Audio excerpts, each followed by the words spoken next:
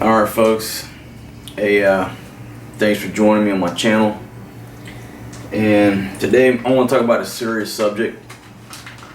And it's not, a lot of you may just want to skip this video, or maybe you don't. But today what I'm going to talk about is suicide prevention. This is a suicide prevention message especially directed toward men. And so if you don't want to hear this philosophy and it doesn't apply to you, then maybe you want to skip to the next video.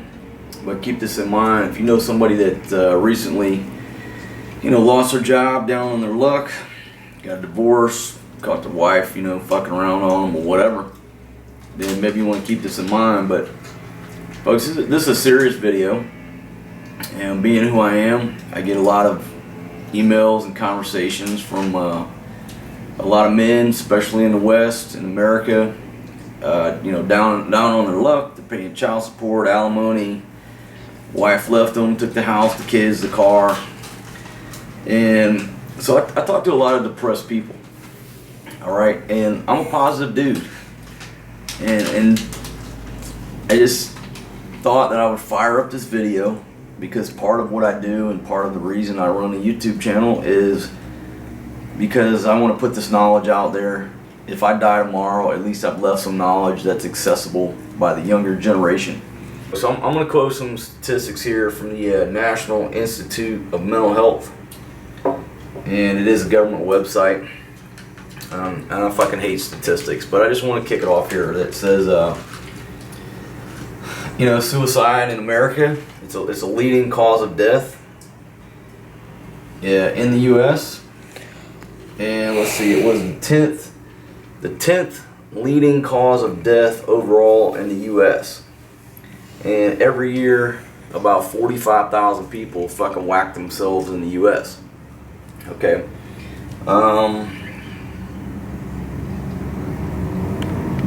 There are more than twice as many suicides as there were homicides.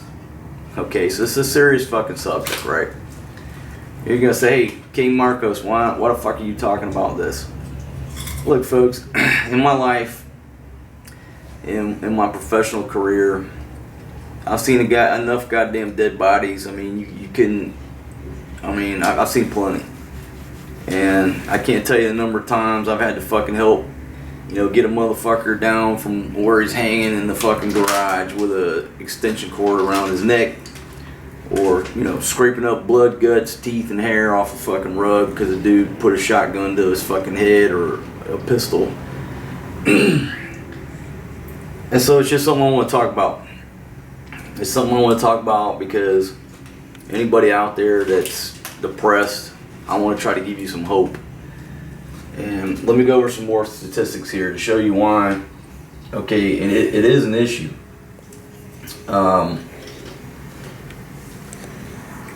Alright, so when you compare males versus females, okay, females attempt it more often, but males succeed more often, right? So the majority of people whacking themselves are dudes in the US, and the ladies, they're doing it multiple times and they're not succeeding. Okay, in my experience, a chick will typically pop some pills or she'll slice her wrist, and they always live. Most of the time they live. Dudes just put a fucking gun to your head, pull the trigger, and you're gone. Or they fucking hang themselves with the extension cord in the fucking garage. Alright. Suicide by method. Alright, so here we go. So the majority is by firearm. Okay, firearm is quick. Every male in America has got a plethora of guns. So what happens? He finds his wife cheating on him. He walks into the bedroom, pulls the gun out, boom. Alright, it's quick. The point is, a lot of people whack themselves. And in other parts of this video, and this is a long video by the way, and I started out when I just woke up one morning. I was over at this other hotel, and I just got up and started talking to the camera. And that's usually the way it happens with my videos. I don't plan anything, I don't script anything. It just pops in my head when I'm in the bed or I'm in the shower or I'm fucking drunk and I say, hey, I'm gonna start talking to this camera about a subject. And so the majority of the video is from the other day, but I just wanted to put those statistics in there that, 45,000 people a year off themselves. Majority are men. Therefore, this video is my down-to-earth talk with anybody that's thinking about suicide or fucking depressed, your wife left you, you lost your fucking job, whatever. I'm gonna talk you out of it. So, without further ado, I'm gonna cut to the original video that I fired up a couple days ago, but I didn't have the statistics in front of me. And here we go. So if you're a normal subscriber, this don't apply to you. It's real simple. Hit one click and pick another video. But bear in mind and keep it in mind, if you know anybody that's down on their luck, send this link to them. Just give me 2 fucking hours. I'm gonna talk them down. I'm gonna give them hope, and I'm gonna extend their life by however many years they're gonna live. That's just the way it is. And I'll throw a disclaimer out there. Hey, I'm not a doctor. I'm not here giving medical advice. All I'm doing is give you my opinion on a serious subject that's a serious issue, and you can take it or leave it. All right, that's the way it is, folks. Thanks for joining me, and I'm gonna go ahead and cut to what I fired up a few days ago, just early in the morning after a night of drinking, and this is what I think about the subject. All right, my friends, good morning. Staying here at the Pacific Breeze for a night. It's a Sunday morning. So everybody's probably recovering from a hard night of partying. These folks over here at the KTV were kicking it. They were fucking kicking it till like about 30 minutes ago. Till the sun came up. You gotta love them. And there's Scorebirds Hotel. In my opinion, the best place to stay in Angeles City. And if you can't get in there, Pacific Breeze is a good option as well. Just give you a look around, say good morning. And I want to thank everybody for joining me here on my channel. I got a topic that I'm going to talk about. I know everybody likes travel videos. Everybody likes to see the ladies. Good morning. Beautiful girls right there.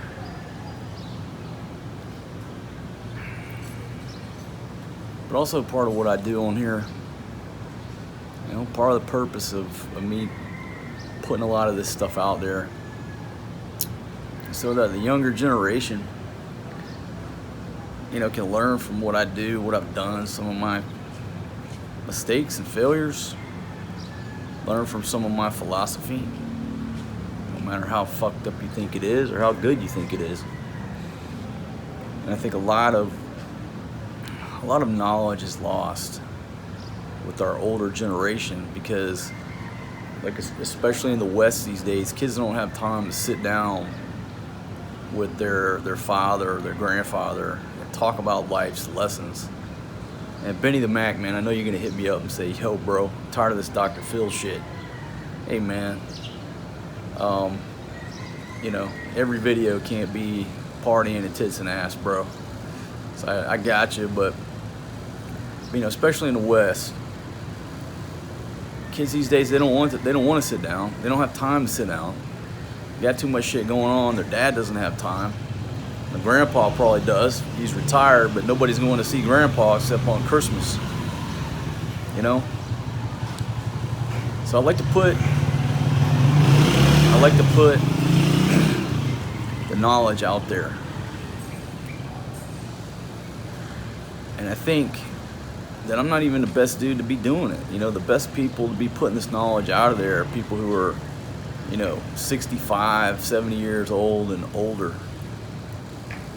But unless somebody with some, technical expertise puts the camera in front of their face and posts it, a lot of the older generation, they don't know how to run a YouTube channel. So,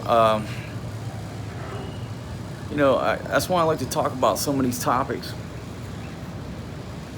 And I'm 45 years old. It'd be better if a 90-year-old man talked about a lot of life's lessons, but they're not running a YouTube channel. And like I watched this one YouTube video one time where they interviewed several people who were over the age of 100, and just to get their advice on life. I mean, how did you live to be 100? What kind of lifestyle you led? What life's lessons you have for other people, because they've lived to be 100 fucking years old. Okay. You watch these YouTube. I don't watch YouTube really. I watch documentaries, but if I come across like a 23-year-old guy trying to give life advice, hey man, I respect you for your success of your channel, whatever you're doing. But to be honest, bro, at 23 years old, what the fuck do you know? You don't know shit. You don't start learning shit until you're about 30, when you realize that you don't know shit. And then once you hit about 35, you start figuring shit out. But then you need to add at least another 10 years on there before you're qualified to start giving other people advice. So I'm a youngster in the game of dishing out wisdom and philosophy. Okay? I might joke and say I'm in my prime, but I'm like a fucking beginner here, and I'm 45 years old.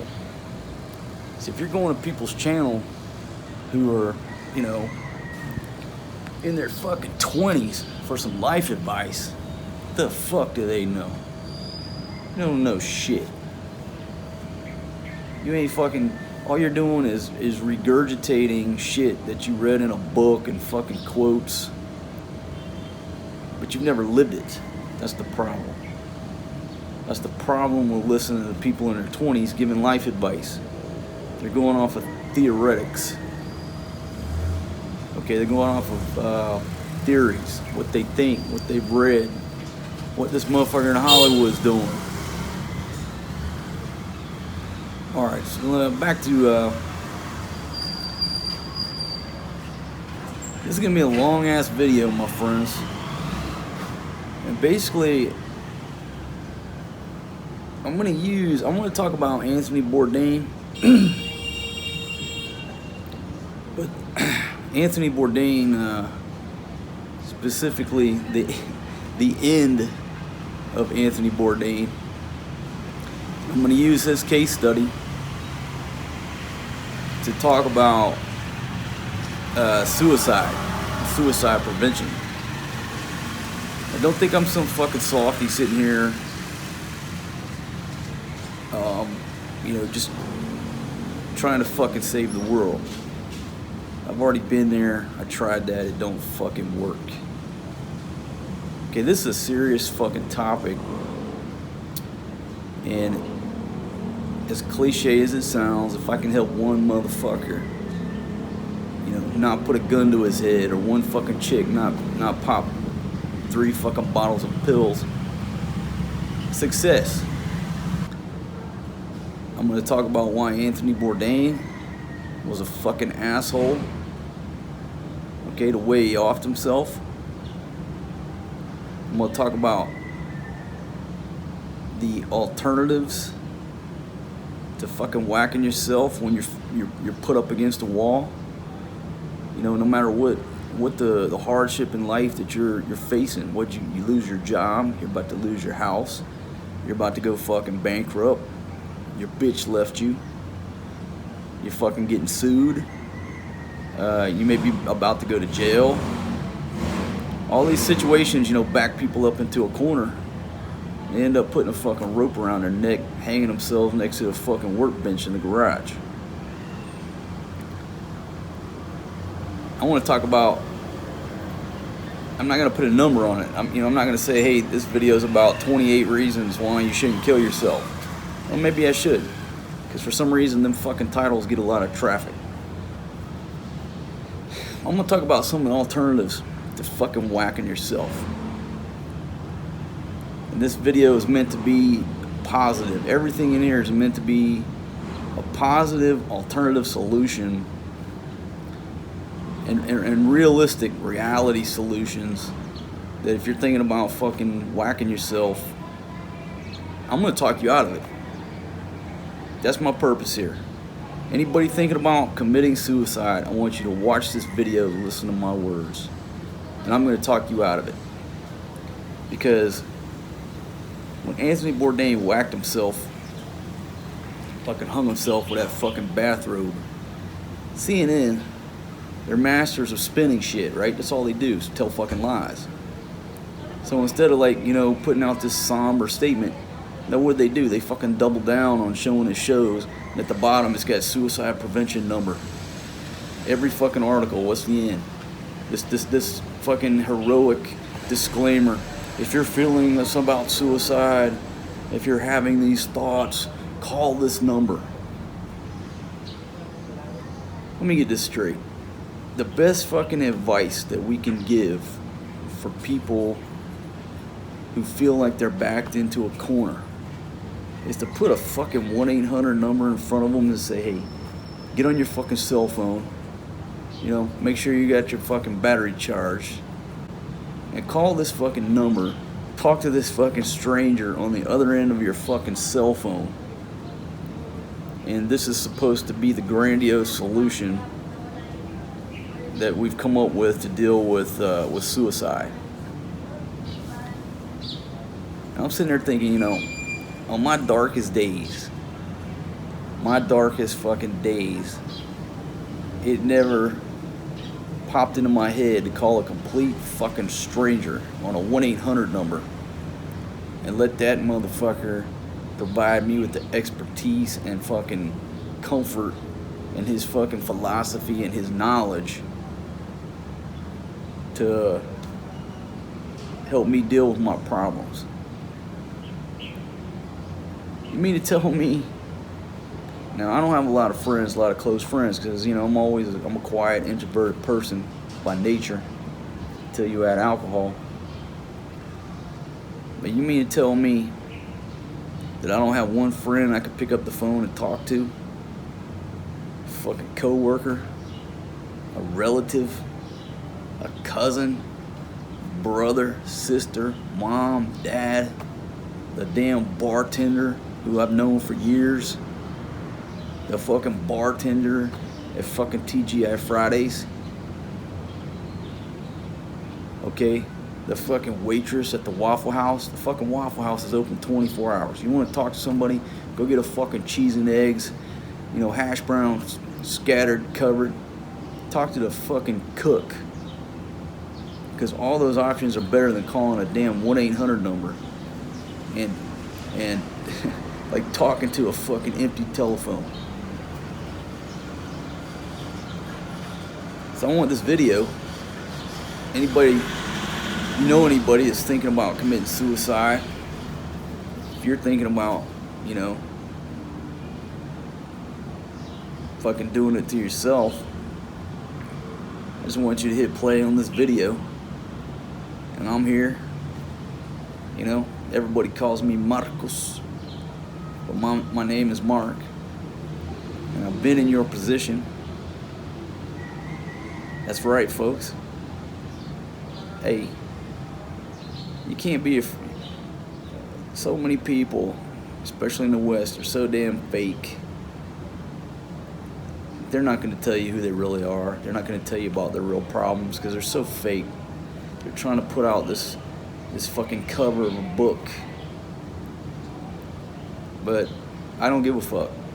I want people to learn from my mistakes. I want people to find comfort in my voice and comfort in my words. So I'm going to take a break for now. And again, this is going to be a long video. But the purpose of this video is to give you hope and other options than fucking eating a bullet, hanging yourself, or fucking taking a million pills and, you know, going sleepy night. So stay with me, because I'm gonna give you that hope that you need, that you're gonna reset. You're gonna reset with a smile on your face.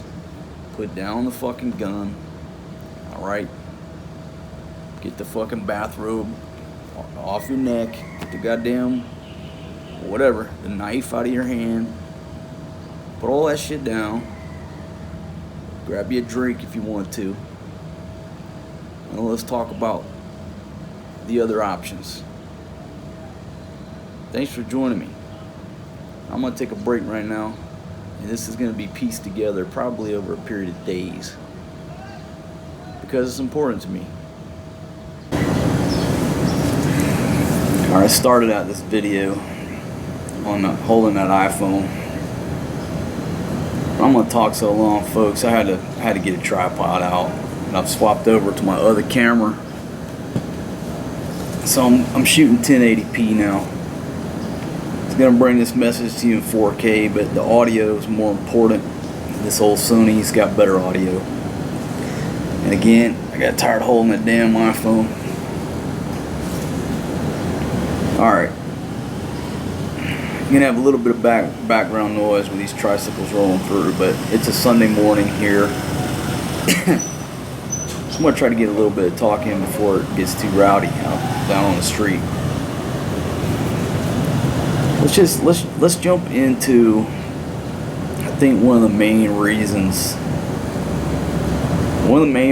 that people commit suicide, especially in the US, is because of a breakup with your relationship. Okay, whether it's just your boyfriend, your girlfriend that you've been going with for 6 months, that you were madly in love with, or it's your wife of 10 years that you caught, cheating on you with your best friend or whatever. There's different variations of heinousness when it comes to any breakup. And I'm going to go over a couple of case studies, scenarios that you may be able to relate to. And I think it's better if I tell it with the case study format, in a story. And all this is true, but it's to tell you the story of what happened. And I'm going to tell you about two people. One is a friend of mine. I haven't talked to him in 20 years. But his name's Steve. He went through a heinous situation, and I'll tell you his outcome. I'm going to tell you, and at the time he was probably 45 years old, and I'm going to talk about a young guy who's probably 22 years old. I'm going to talk about these two situations and how it worked out for both of these guys.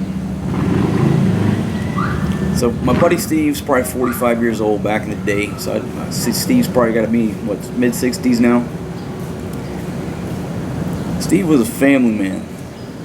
He had 2 kids, wife, house. He loved his 2 kids. I'm talking about would win Dad of the fucking Century Award. He worked construction, but all he lived for was these kids. Loved his wife. Living in suburban America with, the 4-bedroom house, basement. You buy a house, unfinished basement, right? Working 60 hours a week, living the American dream. Well, his best friend lived next door and was helping him finish out this basement, right? They're basically working on this man cave for like 2 years, trying to just establish this wonderful man cave of a basement. And, best friend, they finally get this basement finished, right? The ultimate man cave. Him and his best buddy, got this little pad set up down there where they could watch games and hang out. They put all this work into it. Life is good for my buddy Steve. Right up until the point he found out that his best buddy, the next door neighbor, his best friend, who helped him build that fucking man cave, was hammering out his fucking wife. Now think about that. If you're married and you find out, you know, your wife's getting fucking railed out by some other dude when you're at work, it's gonna hurt. But in Steve's case, his entire fucking world just came crumbling down on his ass in a split second. In a split fucking second. Everything this man was working for was dear to him. Everything. His wife. His fucking best friend. His fucking man cave basement. All this time and money. His house. His trust. His trust in his wife and his trust in his best friend. Everything collapsed on this motherfucker in one moment. In a typical situation in America, Steve got to move out of his own fucking house, away from his kids. No more, you know, no best friend anymore to confide anything to. And if you want to talk about a recipe for a motherfucker wanting to put a gun to himself and just end it, that's the perfect recipe right there. Think about it. Best friend, house, wife, fucking can't see his kids. The worst that cut that man was the fact that the first order came down and said, okay, you can see your kids every other weekend. I think that's what almost killed him. Now, obviously he wanted to fuck up his best friend.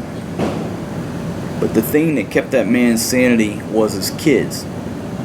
I think if he didn't have kids, he would have been one of them dudes that came in there and fucking capped his wife, his best friend, and himself, and it would have been one of them, what they call it, love triangle, you know, murder suicide type deals. But luckily he had them two kids. They needed him, and he just fucking backed off and became the every other weekend dad, which he fucking hated. And so I'm sure he struggled. I know he struggled. He struggled with some deep, dark thoughts. And again, if it weren't for them kids, there's no telling what the guy would have done. And you can't blame him. If I was in a jury, I wouldn't send that guy to jail. You know?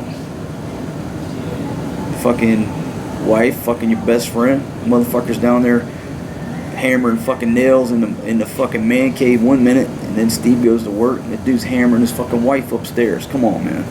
That motherfucker deserves, you know, he deserves some bad karma coming back his way. Let's just put it like that.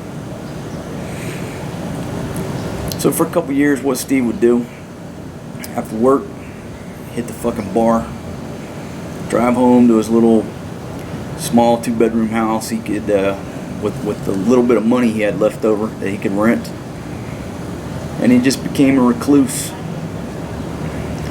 Nicest dude in the world. Well, after a couple years of sitting in bars after work, just drowning his sorrows in a couple drinks, he's sitting at the bar by himself. In walks these two fine ass bitches. Fine. Trust me, I know them. I mean, it's 20-something years ago, but two fine ass bitches come in and sit down at the bar, and they're from New Zealand. And these crazy bitches, one was a fine ass blonde, fucking her big titties, just a beautiful fucking knockout of a girl. The other girl, fucking fine as well, dark hair, big fucking tits. And these bitches, what they did, they saved some money, and they decided to tour the U.S. for a year. So they bought this old Jeep Cherokee, and they were just fucking roaming around the U.S. They happened to be in Atlanta, and sat down at the bar for whatever reason. They struck up a conversation, you know, and they've got the accent, so where are you from? From New Zealand, blah, blah, blah. Where are you going? Yeah, we're just roaming around. The next thing you know, Steve said, you know, where are you guys staying? We don't know yet. And he said, well, I got an extra bedroom. You're welcome to stay at my place, you know. I work all day, so I'm not there, but, you know, you're welcome to hang out. So, in a split second, this motherfucker went from being a recluse, no women, no pussy, no nothing. And now he's got two of the finest fucking New Zealand bitches that you've ever laid eyes on following him up to his little fucking house in the woods. Now, when he called us and told us this shit, it was me and my buddy Scotty. And folks, I ain't, if you guys are watching this, man, I ain't talked to you guys in 25, 30 years. For all I know, both of you motherfuckers are dead. I don't know. But I'm still alive. So Steve called me and Scotty up and said, hey, listen, I'm kind of fucking trying to hook up with the brunette. And she's got this friend that's fucking blonde, fine as a motherfucker. The first dude to get up here gets dibs on her. Well, my dumb ass didn't realize how serious and how beautiful this chick was, and Scotty beat me up there because we had motorcycles back then. So Steve put his bitch on the Harley, Scotty scooped up the blonde on the Harley, and boom, I got left out in the cold because you snooze, you lose, motherfuckers. First hog to the fucking trough gets to eat. So Scotty got the fucking hot blonde, ended up railing that bitch out. Lucky motherfucker. And in my book called The King's Chronicles, I talk about the early bird. What's it called? The early bird gets the worm. I mean, that's the fucking moral of that story. So anyhow, this dude goes from living a shitty life to having two fine ass bitches with him. Next thing you know, he's hooked up with the one. Next thing you know, this motherfucker's on a plane to New Zealand, had the fucking 30-day trip of his life. And brought me back a cool fucking t-shirt, man. Thanks again for bringing me that shirt, dude. I wore that motherfucker till the threads just fell apart. And last I heard from Steve, he was getting married to this girl, and they were considering moving to New Zealand. The only thing that was holding him back was his kids. So it all worked out for this guy. It all worked out for this guy. Back to the point at hand. Now, when that dude had his world crumble down, just crumble down on his head, it would have been very easy for him to take the route, fucking eat a bullet, pop some fucking pills, do the Anthony Bourdain technique with the fucking bathrobe around his neck, and just end it. How do you recover from that much? The only thing the motherfucker had was his job. If you want to think about positive, the only thing that he had was his job at that point. And I mean, that was it. I mean, if he would have got fired, he would have had absolutely nothing except for the kids. But the court system took him away. So he went from being a great dad to being the fucking every other weekend schmuck like we all get relegated to in the West in that fucked up system. Okay. It worked out in the end for Steve, but it took 2 years. It took 2 years for all that shit to just get put behind him and let him move forward with this new life. If you're Steve, if that's you, if you're Steve and you're watching this right now, take some inspiration in his story. Folks, you could go out to eat tonight and meet the new love of your life. It might take you 5 years before you're ready to get on with your life because you caught your wife boning out your best friend. But in time, it's going to work out. I promise you. When you break up with a bitch, there's only really a few things that are going to help you get over it. The main thing is time. Okay? It's like time and distance. When you put enough time between any relationship breakup, you're gonna be fine. Time. Number 2, your buddy's taking you out and getting you fucking drunk. And maybe getting you laid. That's gonna help you too. But that's just like a quick, quick fix. Time, alright? Time is what heals all broken relationships.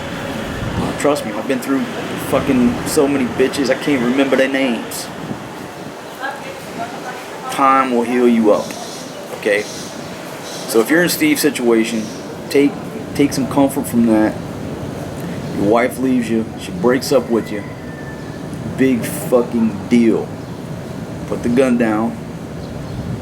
There's life after marriage. I don't care if you're 45, 50, 55 years old. And here's where let me help you. Let me help you.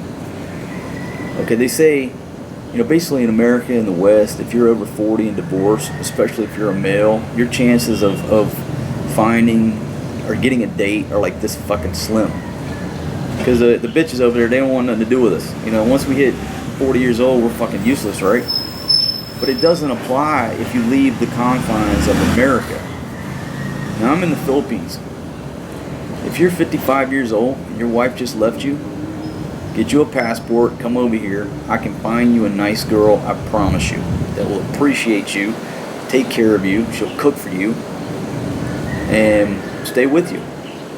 If you're 65 years old, your wife passed away, she left you, whatever it is, same applies to you. Okay? You don't have to come to the Philippines. You can go to Mexico, Guatemala, Honduras. You can go anywhere in Southeast Asia. Okay, you can go so many places. South America, where the women are not so judgmental that if you're over the age of 40, they're not going to, they'll still talk to you. They're still interested in you. Just because there's no woman that you feel is interested in you in Redneckville, Alabama, and you think you can't get a date ever again in your life, you're wrong. You're wrong because you just don't know. You have to leave Redneckville to find a nice girl if you're over 40. That's reality. Okay? Put the gun down. If you think you're never going to get a date again, you're wrong. You get on a passport, or you get a passport, and you save enough money to get on a flight, and you catch me wherever I'm at in the world, and I'm going to hook you up with a nice girl. I'm going to hook you up with the most beautiful girl you've ever seen in your life. And that big fat, I'm going to get off the fat jokes. I'm going to explain why I talk about, I'm always hammering out the fat bitches. But put your wife's memory to the side and realize that at some point in the near future, I'm going to teach you, I'm going to show you, I'm going to guide you to where you can find a nice girl that's going to appreciate you. I don't care what you look like. I don't care if you got no hair, if you're fucking a fat guy. I don't care if you're 65 years old. Okay? Maybe you're disabled. I don't care about all them factors. I can find you a girl. And I'm not playing matchmaker because there's some laws and shit against that. All I'm going to do is point you in the right direction, and you're going to find a nice girl. I'm confident in it, alright? And I'm the fucking king, and I approve that message. And I assure you that you're going to have an opportunity to begin a new life with a new girl. She's going to look 10 times better than your current wife or girlfriend, and she's going to be twice or half the age. So if your wife that just left you is 45, I'll find you a 25-year-old girl, okay, that will appreciate you. No problem. Okay? That's Steve's story. In the end, it's a success story, folks. But it took time. It took time. And if you put a gun to your head and pull the trigger, you're wasting that. You're wasting some good years of your life. And the only reason that you're not getting to them good years is because you didn't give it a little bit of time. So I'm asking you, I'm pleading with you, and I'm begging you, give it some time. Okay? That's all I'm asking you to do.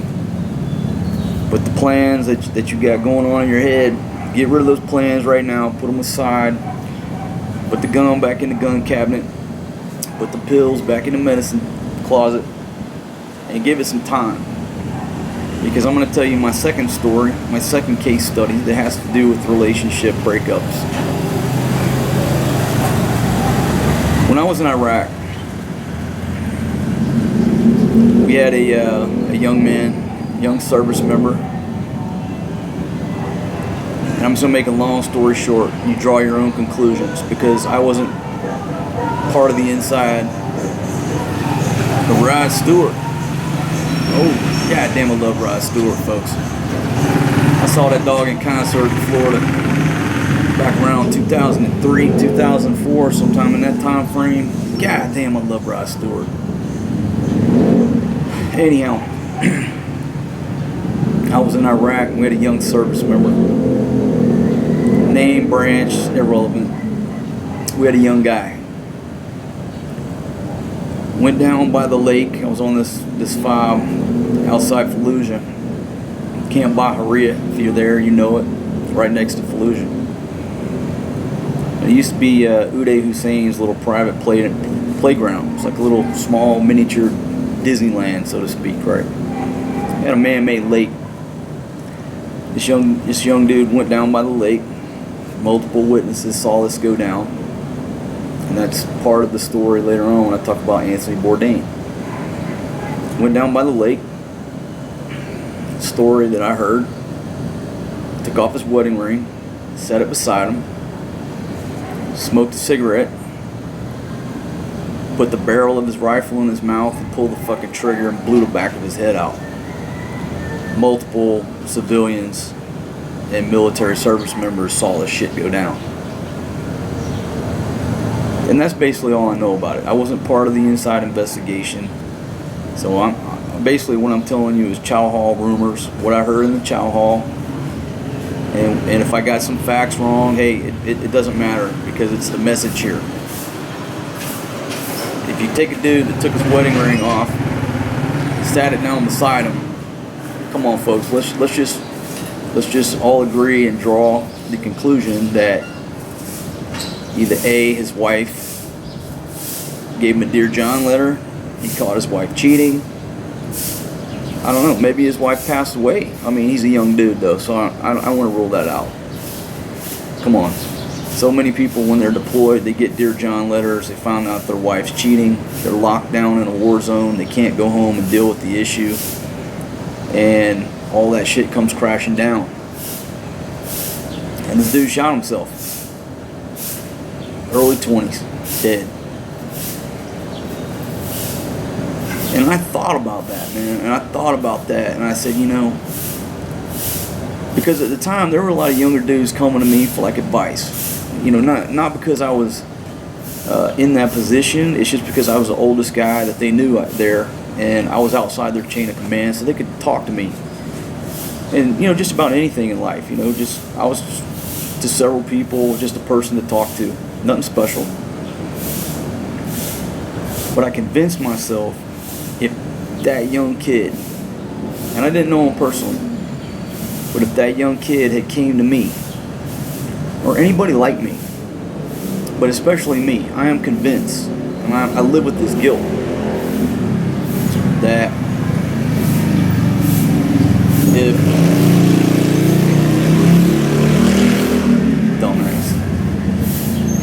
if that young kid had came to me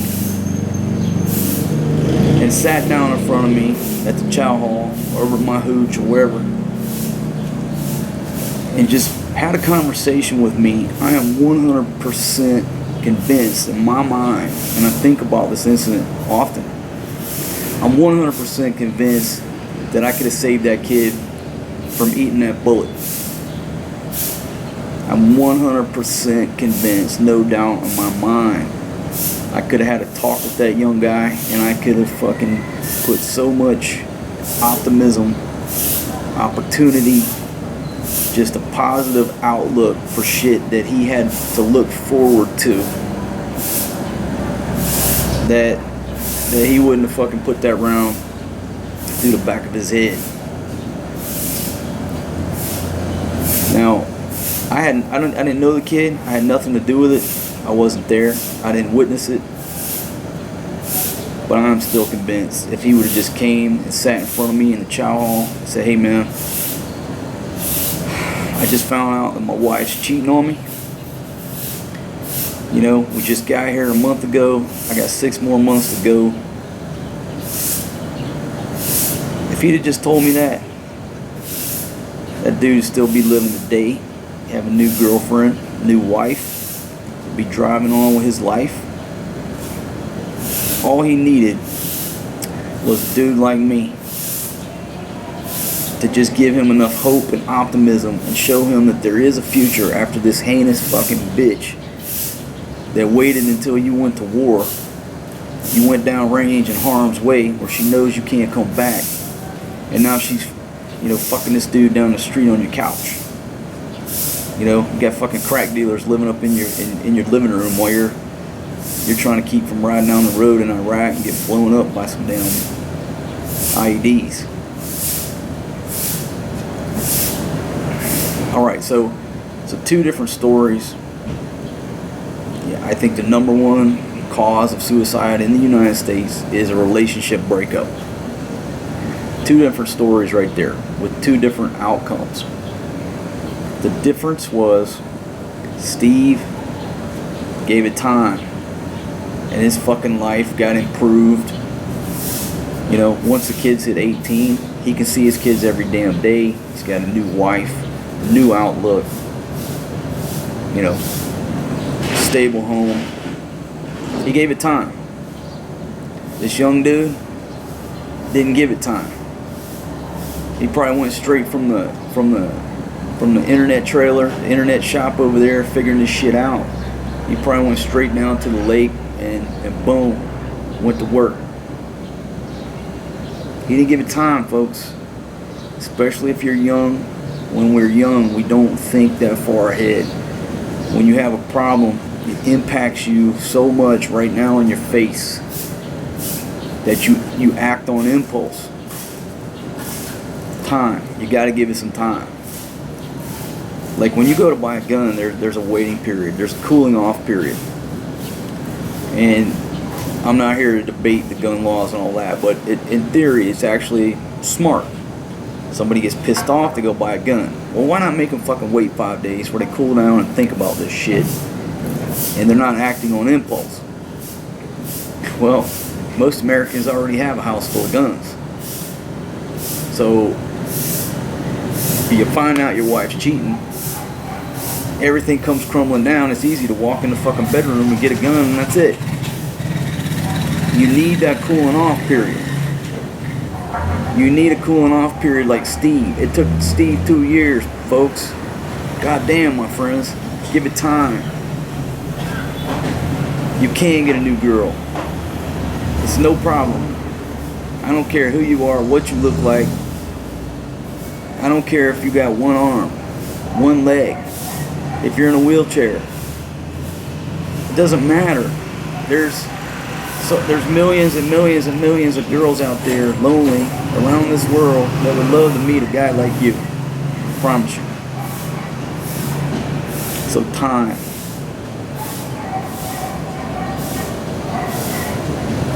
Okay. That kind of covers the relationship. And ladies, don't feel that I left you out. The same thing applies to you.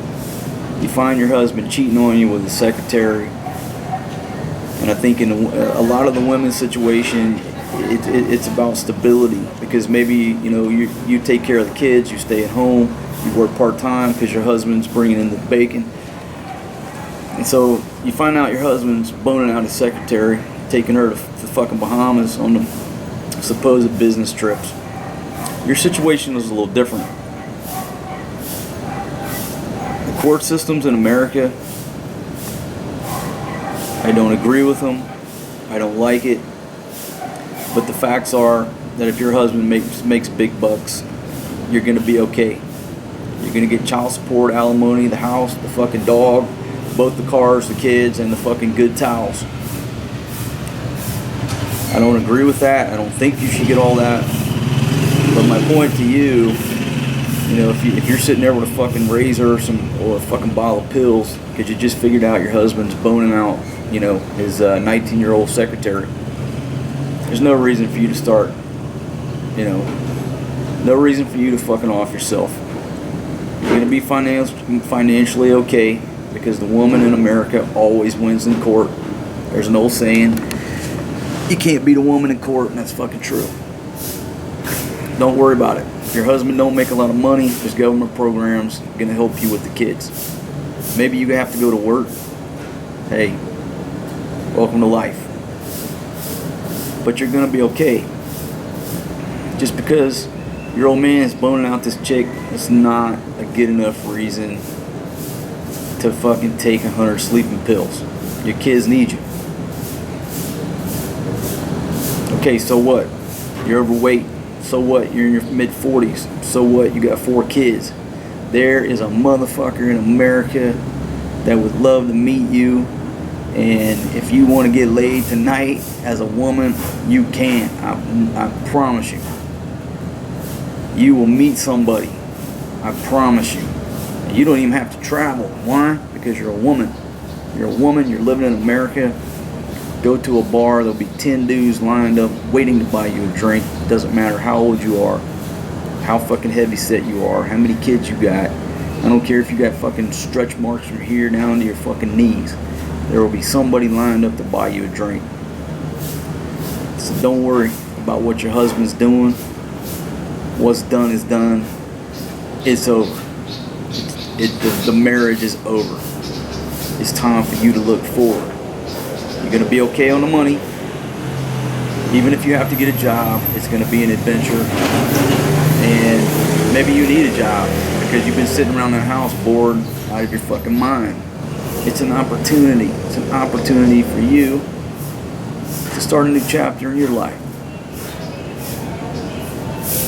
So I'm here. You know, I like to say I'm representing my fellow man, but that's not entirely true, folks. I don't care if you're a man or a woman. I want to help you both. But I do like to try to represent my fellow man because he is underrepresented in many categories. But ladies, it's equally applies. You have to give it time.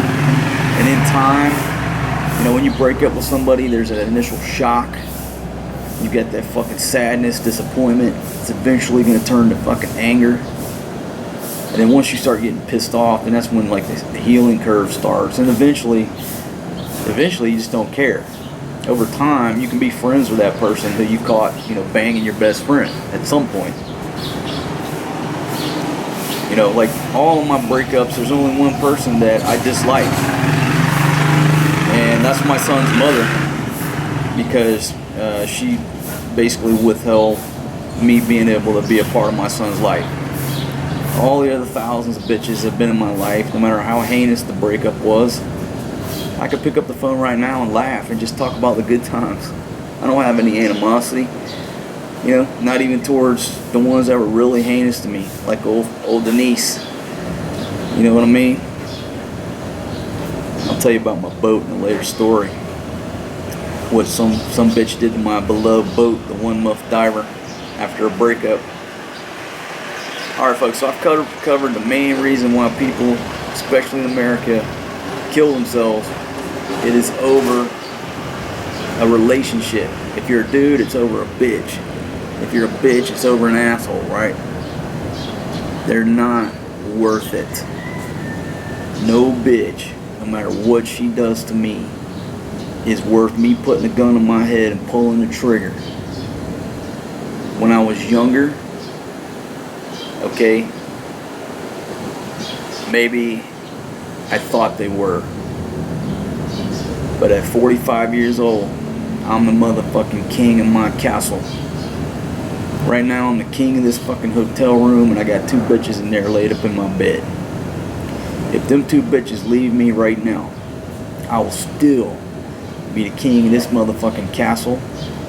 I will be a kingdom of one, but I'm okay with it. I'm okay with that. So if you suddenly find yourself in a kingdom of one, my male friends, realize you're still a king.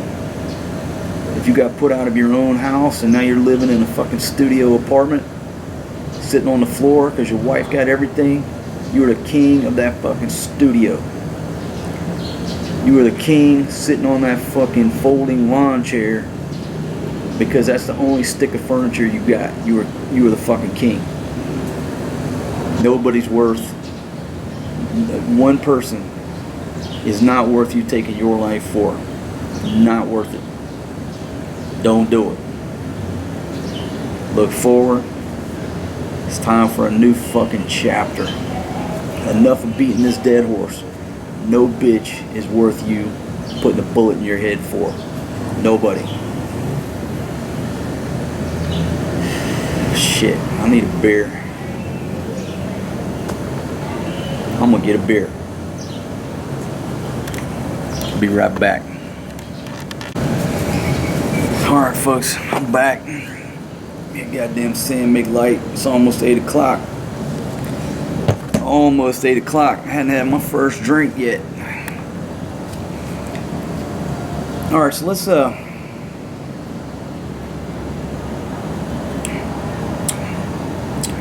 move forward. Let's talk about another reason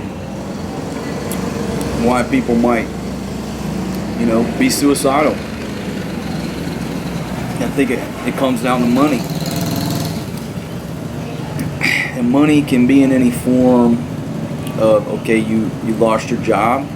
Maybe you just bought a brand new house and 2 months later you've lost your job.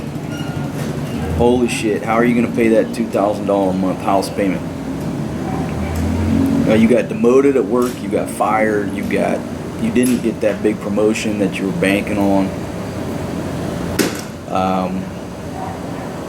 Money. It can be you got in a car crash and now you're getting sued. You got into some type of dispute over a business transaction. They liened your property.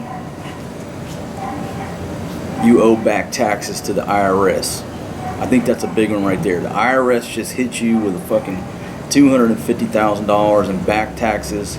They liened your fucking house. You're in a hole that you can't get out of. Oh my God, how am I gonna pay the IRS? They're gonna fucking take my house. They're gonna take my business. So I think that's a big one right there. Fucking IRS, the fucking United States federal government.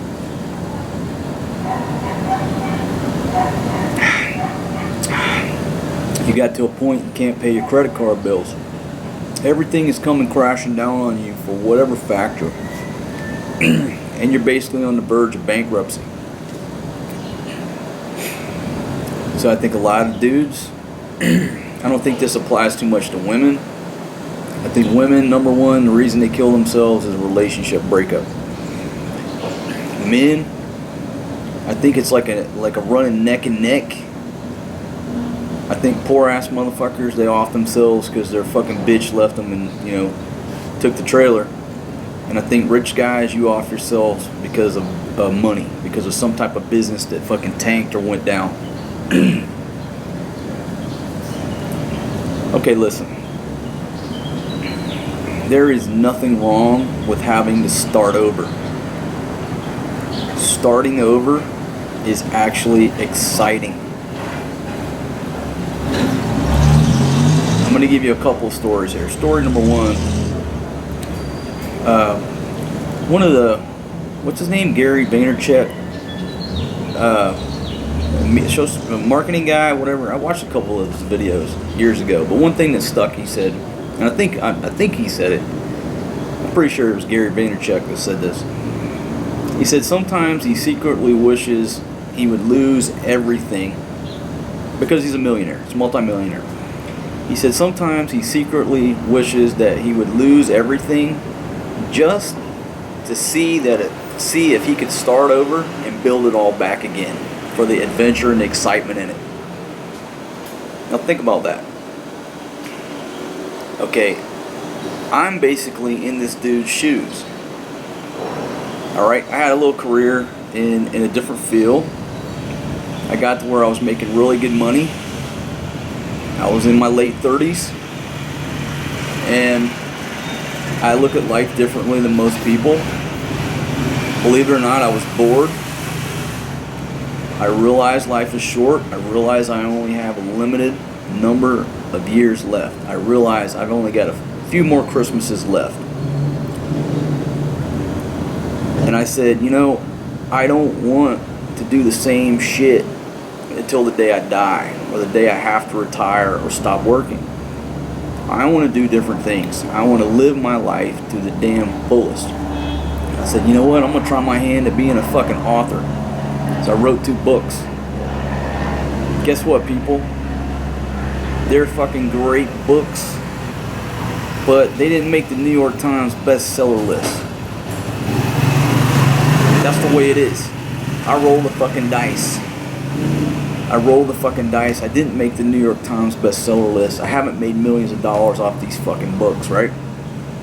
I wrote one, it didn't make the list. I wrote a second one, it didn't make the list. It sold even less copies. I may write a third one.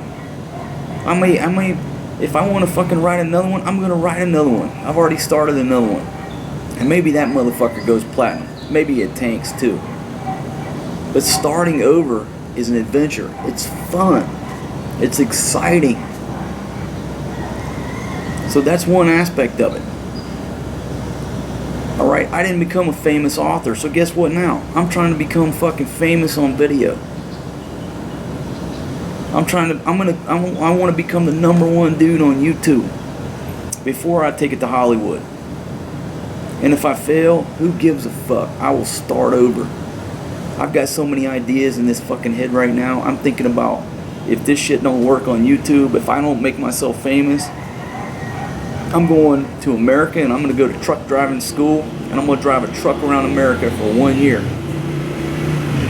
Why? Because I want to. Because when I was a kid, I dreamed about being a truck driver and I haven't fulfilled that goal. I'm thinking about going to Alaska and working on them fucking crab boats up there. Because I like watching that show and I know I can do it. Starting over is fun. It's an adventure. Is it scary? Yes. So let me bring this back into, alright, you just lost your fucking job. The IRS just fucking leaned your house. The IRS just dropped a $250,000 back taxes plus fees in your lap. You are on the verge of bankruptcy. You're going to lose your house. Accept the fucking situation. Put the gun down. And realize that this is your opportunity to start over. You're gonna start over. You gotta pay a lawyer to file some bankruptcy shit. Let that dude handle that shit. This is America. Reality in America is that nobody pays their fucking bills anymore. There's no accountability. There is no responsibility. Okay, you can do anything you want, file bankruptcy, and guess what? They can't put you in jail. They gotta stop harassing you. I'm not saying I agree with the system because that's part of why America's crumbling. Nobody does take responsibility anymore. You can fucking run up your credit cards and not pay them. You're not going to jail. Okay, the system is fucked up. I'm not condoning the system. But this video is about why you should take that gun away from your temple and put it down and not kill yourself. This is a suicide prevention video. Probably the best that's ever been made, that's ever gonna be made. Because if you're watching this video, but you're sitting there with a gun in your hand, you're gonna watch this video and you're gonna put it down. Okay, so I don't agree with the system, but my point is you can run up every credit card you got. You can be behind on every car payment you have, every house payment. You can fucking borrow money from fucking payday loans. And you can blow all that shit at a fucking hand of blackjack in Vegas. And guess what? They're not gonna put you in jail. They can't kill you. They can't eat you. The worst thing you gotta do is file bankruptcy, wipe all that shit out, and start over. Welcome to fucking America. We're not $21 trillion in debt. For no good reason, my friends. So, any type of bills that you got in front of you, oh my God, I can't pay my bills. I can't pay my bills. I'm gonna go broke. I lost my job. It's not worth it. You think I'm gonna put a gun in my head because of some fucking collection notice? A fucking collection notice with a big red stamp that says past due?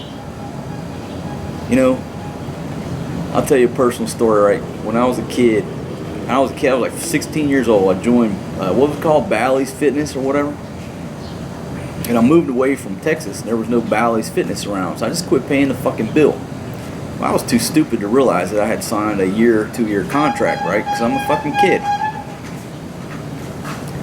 Those motherfuckers followed me for the next 10 years. Everywhere I fucking went, these motherfuckers tracked me down or sending me these messages.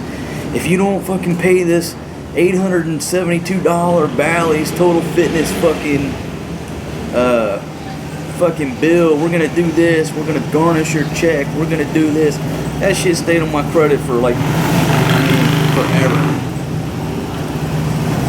You know what?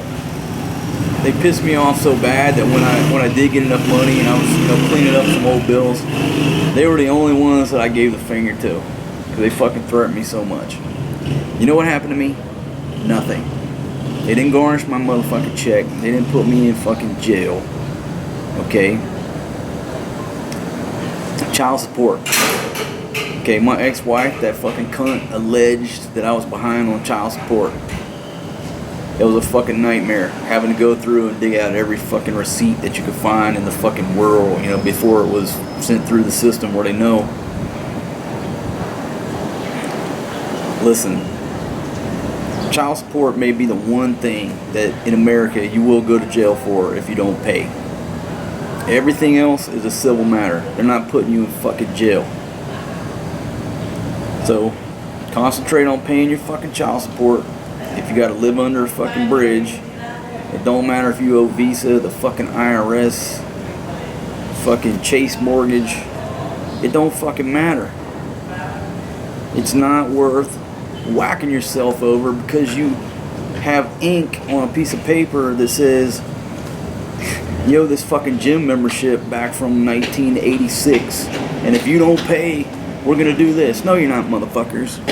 You're not doing shit. They're not gonna do shit to you.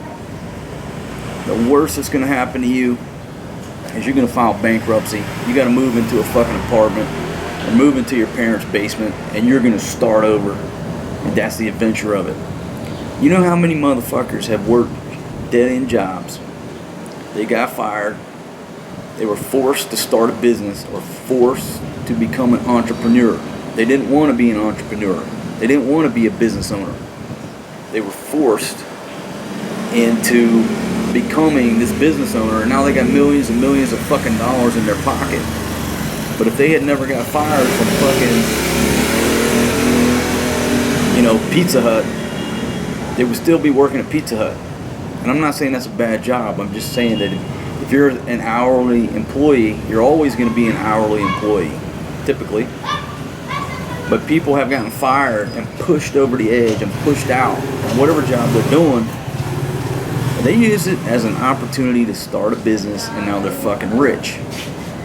The purpose of this video is what? This is a no shit, down to earth suicide prevention video. Take all them fucking bills that you're staring at on the fucking table. It's what I want you to do. Okay? It's what I want you to do. It's a symbolic, but I'm serious. You take all them fucking bills. I want you to go out and get your barbecue grill. Put some charcoal on there. Alright, get your barbecue grill set up. Take all them fucking bills, all that fucking late notices, all that shit. And I want you to put them down there, next to that charcoal or whatever. Put a little that Kingsford on top of that motherfucker. I want you to throw a big fucking match in there. When that fucking flame comes up, I want you to big fucking cigar. And I want you to light that motherfucking cigar off of that fucking pile of bills. And I want you to puff on that cigar like the motherfucking devil himself. That's what I want you to do. And I want you to throw some fucking hot dogs on that motherfucker. Hot dogs are delicious on the fucking grill. And if you're broke, you're not going to be able to afford steaks and fucking hamburger and chicken, my friends. You can be able to afford hot dogs for a while, but hot dogs are fucking delicious.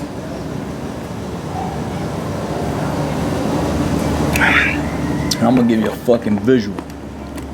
Okay? Listen. Put the fucking gun down. The fucking gun back in the goddamn drawer. Take them fucking bills. Them fucking bills on that barbecue grill. I want you to fucking barbecue some hot dogs. fire up that fucking cigar.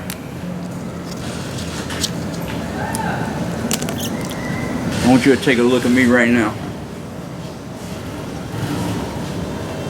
As long as you got some cold beer, fucking Swisher Sweet or a Habitampa, and some goddamn hot dogs. You don't even need fucking buns. Buns are goddamn luxury, man.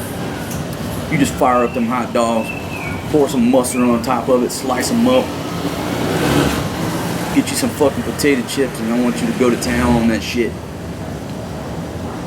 But you smoke that cigar right there and celebrate this. Celebrate life. Celebrate the fact that me, the king, sitting on this fucking balcony, drinking this beer at 8 in the morning, just saved you from putting a bullet in your head. And I just gave you a new lease on life. Fuck them bills. I'm not congratulating you on getting in that financial situation. That's not the purpose of this. If you want to learn how to get out of debt, I made a video, a live stream on how to get out of debt. I tell you exactly how to get out of debt.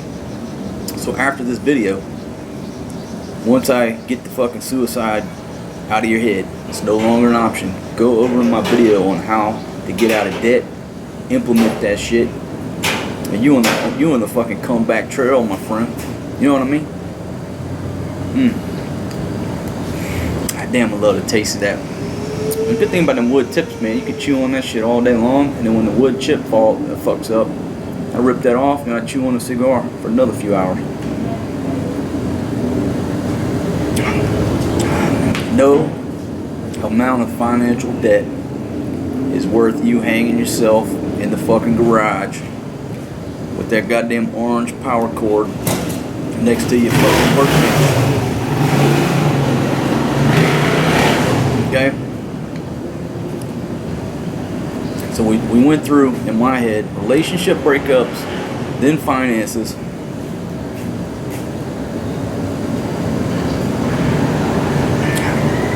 and really those are the top two. Those are the top two. Now we can go on down smaller things like more heinous things. Say you got arrested. You got arrested, you got indicted for whatever crime. And I'm going to use petty crimes. Because if you're facing a murder rap, well, that's a little bit more serious. But, you know, I'll throw that in there. Okay, say you got arrested from anything from DUI. From DUI to, I don't know, fucking, you know, something that really wasn't your fault. That was just circumstances. Say you got into a car crash, the other person died. Now you're looking at a vehicular manslaughter charge. You're looking at doing a little bit of time. Okay? You know, some people, instead of going to jail, you know, they off themselves. And I'm not condoning whatever crime you did, but that's not the purpose of this video. What's the purpose? This is a suicide prevention video, my friends. So say you came out of a club, you were drinking, you hit somebody and somebody died. All right, it's heinous. It happened. It's your fault. You did it. You're going to jail. Some people will say, "Yeah, let that motherfucker shoot himself. He killed somebody." All right, I got it. I'm an eye for an eye and a tooth for a tooth, dude. But that's not the purpose of my fucking suicide prevention message here. Listen, you did it. Take the fucking punishment. Take the fucking heat. And fucking lean into it. If the judge is going to give you 5 years, reality is you're going to do 6 months. And then you're going to be on parole. And then you have a chance to fucking move forward. And maybe do something positive. To fucking repay society for whatever the fuck you did.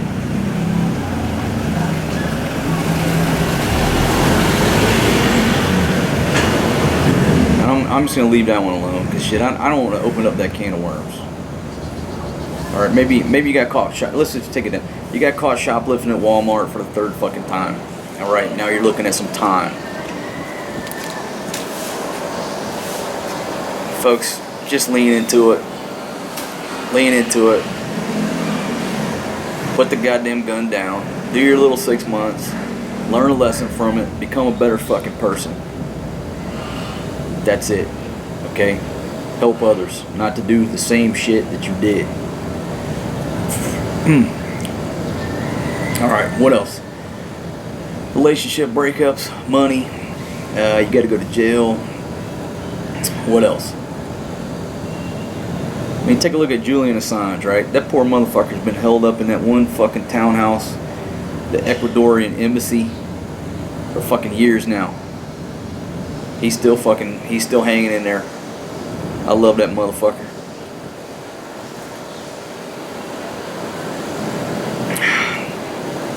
I should have took some bullet points.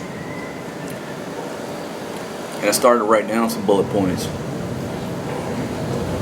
Oh. I could just move forward and talk about... Alright, I think those are positive reasons.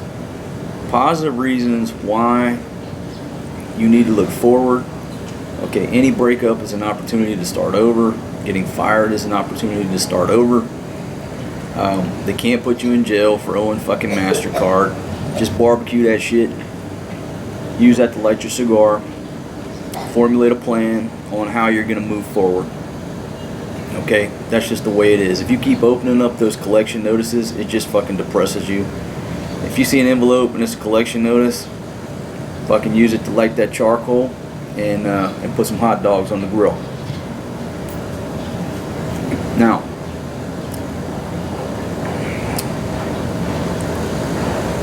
let's say, fuck, I saw a gay looking bitch walk by. I forgot all about what the hell I was talking about, my friends. God damn. Easily distracted by a beautiful woman, but I'm a man, and that's what we do. If anybody wants to have a, in this day and age of trolls and fucking haters, you can't just say, hey man, give me a call at this number, and then the next person that call is a sincere person that really has some problems and wants to talk to me.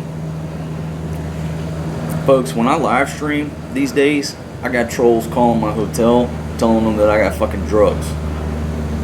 I didn't even know that they would do this shit. It's called Ice Poseidon fucking swatting or some shit. The world has become a really fucked up place. So if I said, hey look, just call this number and you can talk to me, and I'll talk to you one-on-one about, if you're thinking about killing yourself, call me and talk to me. I can't do that. Because no matter where I'm at and I live stream, these sick individuals that we call trolls and haters, they call wherever I'm at and they harass the owners of the business, and they'll tell them, hey, that dude's a drug dealer, he's got drugs in his bag, you better call the police, you better get him out of your restaurant. It's basically the same thing like these folks are doing to these politicians, from what I heard over in America. Like, they go to a restaurant, they come in there and heckle them until the management asks them to leave.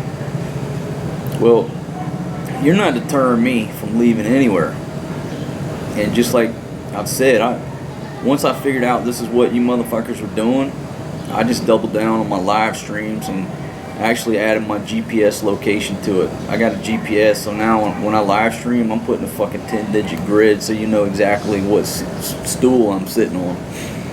You can call anybody you want to. You can call the fucking manager, you can call the police, you can call the fucking army, you call the Pope. I don't give a fuck. You're not getting me off that bar stool.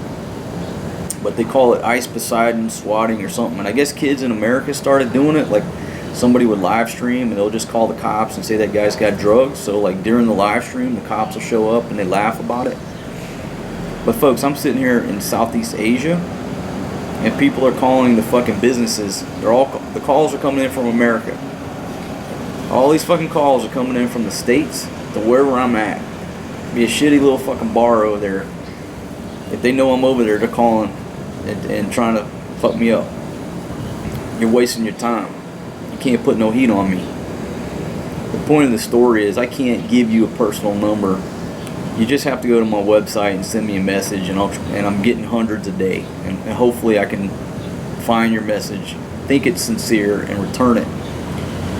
But if I gave a number and said, hey, call me, which I wish I could do, I would be the best suicide prevention number.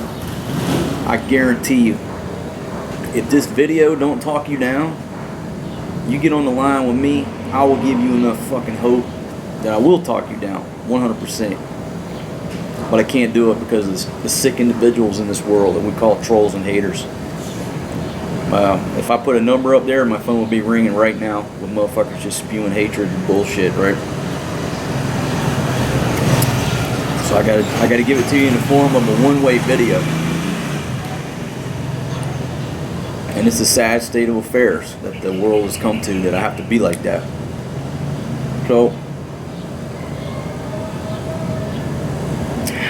folks, life is short. How many people live to be 100? Not many. I'm 45. The way I drink and party and carry on, I've got 20 good years left.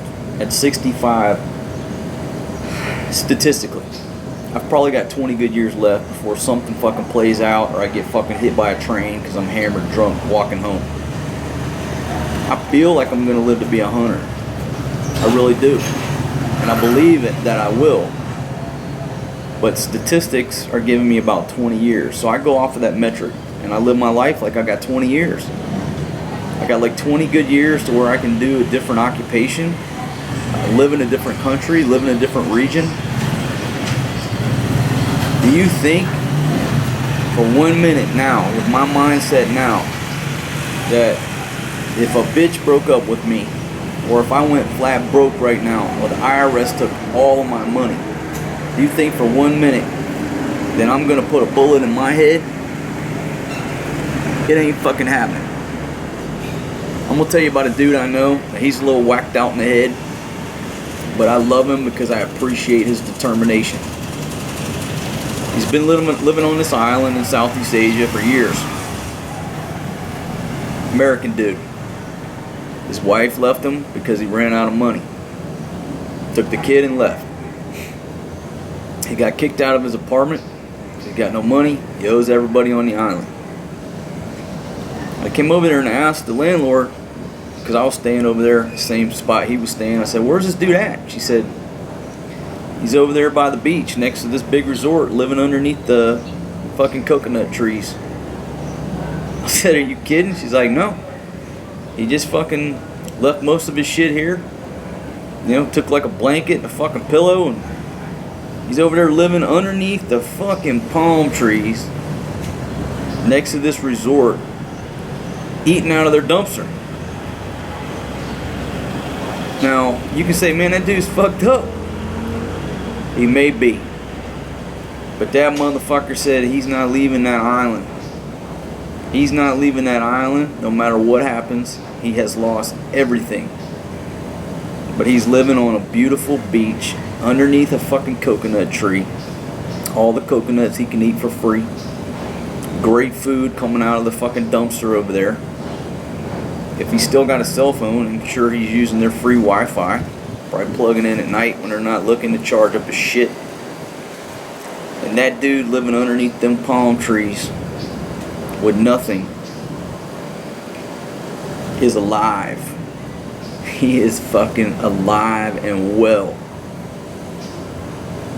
Now think about that. What would you rather do?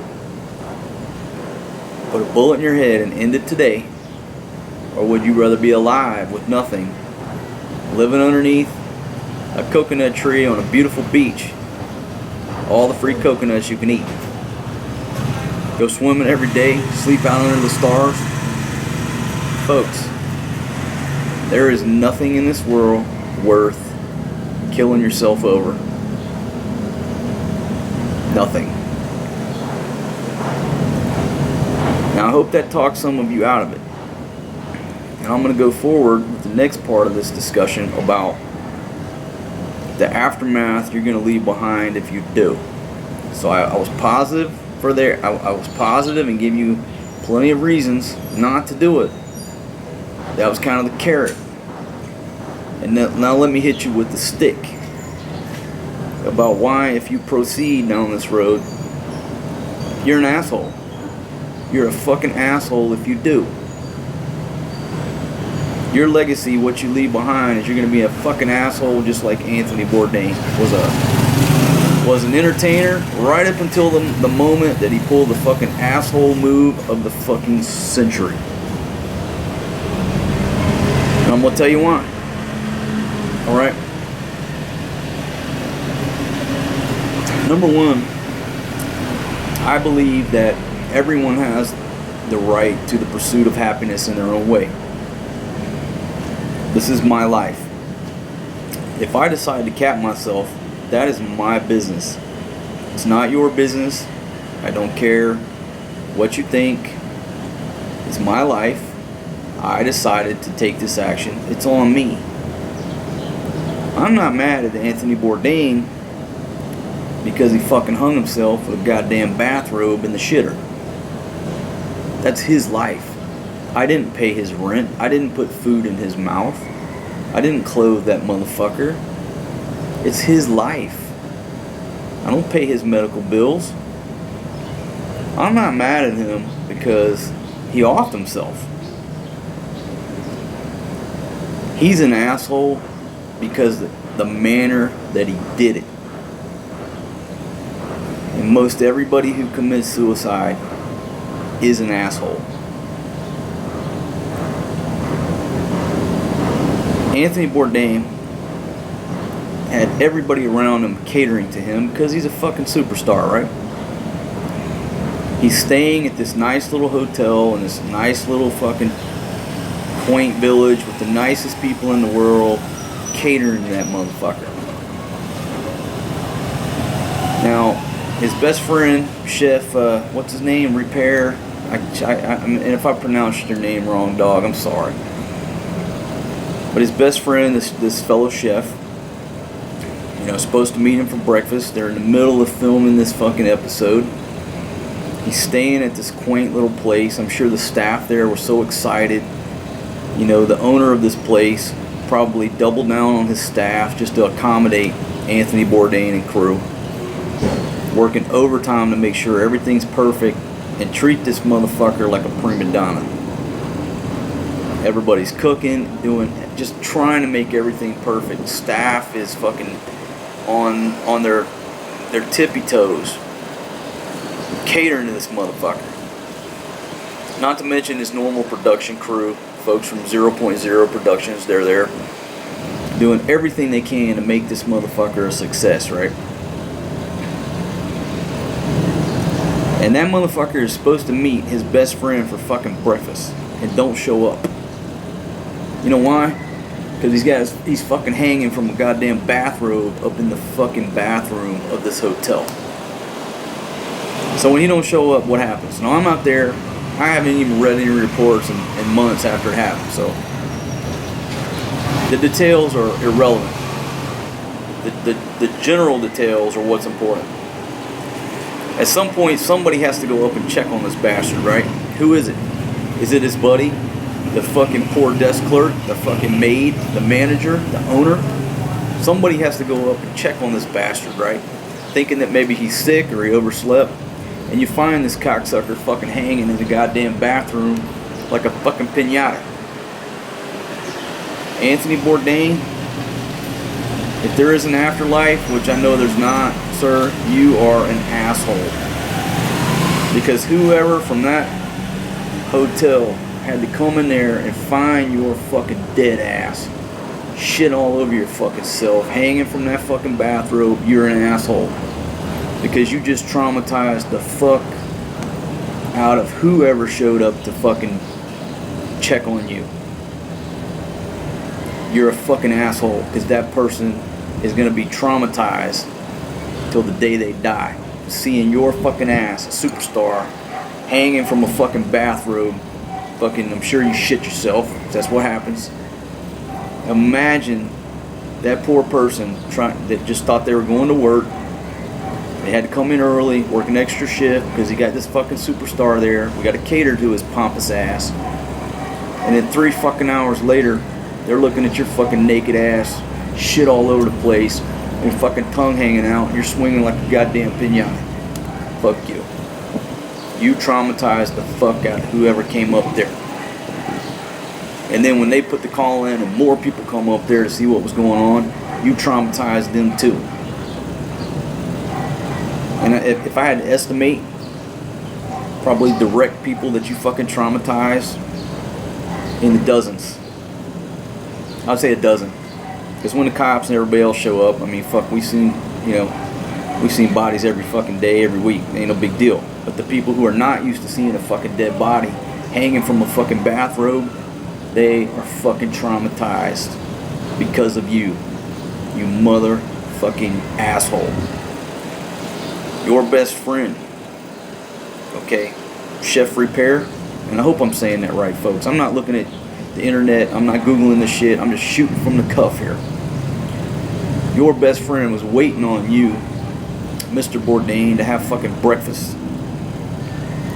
Don't you know that every time that motherfucker wakes up to have breakfast, or if he's meeting somebody for breakfast, that shit is fucking burned into his brain? That you didn't show up because you were fucking swinging up there, you know, like a goddamn tire swing. Think about that. Traumatize him. The owner of the fucking hotel,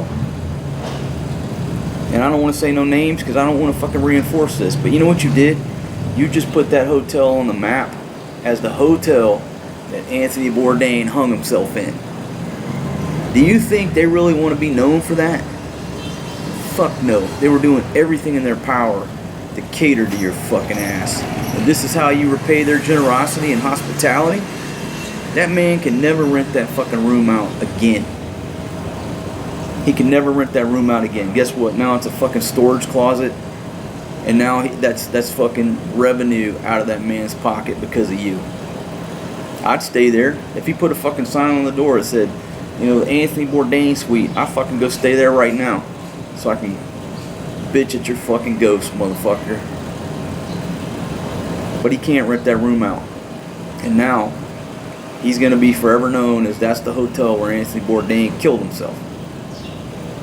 His whole staff is fucking traumatized, wondering if it was something they said to him. Did I say something wrong? Did we do something wrong? Why was he depressed? Why did he do it here? Is it something we did?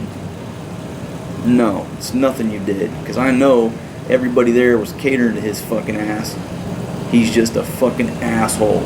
His last act on this earth was to be a total asshole to innocent people who were doing nothing but going out of their way to cater to that motherfucker. Okay? What about your production crew, dog? These dudes are forever gonna fucking look at themselves and say, hey man, we're videoing this dude fucking 12 hours a day. Why didn't we pick up on this? Is it something we did? Something we said? You know? They're probably watching that video trying to figure out what point they missed, what points they missed, because they're with that guy fucking 12 hours a day videoing him. I know they're reviewing that tape, trying to figure out what they missed. What signs did they miss? You left them with that fucking burden, motherfucker. Same with your director, your producer, everybody back in, I don't know, New York, Hollywood, wherever, doing post. People at CNN.